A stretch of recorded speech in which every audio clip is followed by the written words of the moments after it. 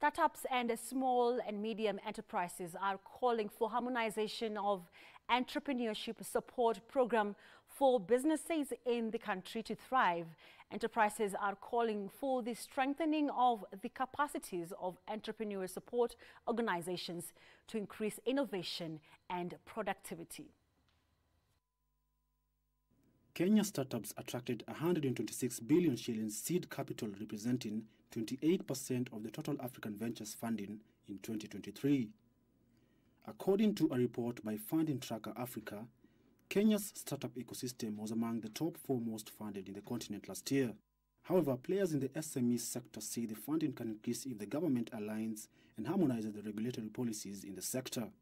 The Association of Startup and SMEs Enablers of Kenya Chief Executive Officer Mercy Kimalat says lack of clear key SME policies has seen potential funders shy away from the Kenyan market.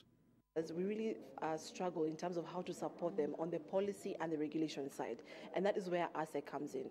One of our key pillars is looking at policy and regulation, whereby we try to champion for a conducive and enabling environment. And one of the things that we've been pushing for since 2018 is actually the startup bill, because with that kind of a framework, then we can actually ensure that startups not only thrive, but also can scale across the region. One of our outstanding reflections is how do we preserve the values of ASEC, the vision of ASEC, and how do we learn from our experience going forward.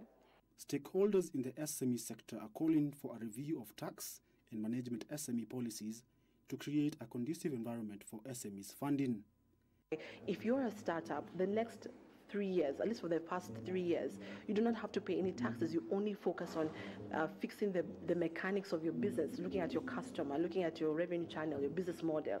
So those are the things that we need to start embedding and enforcing for, pushing for as an ecosystem.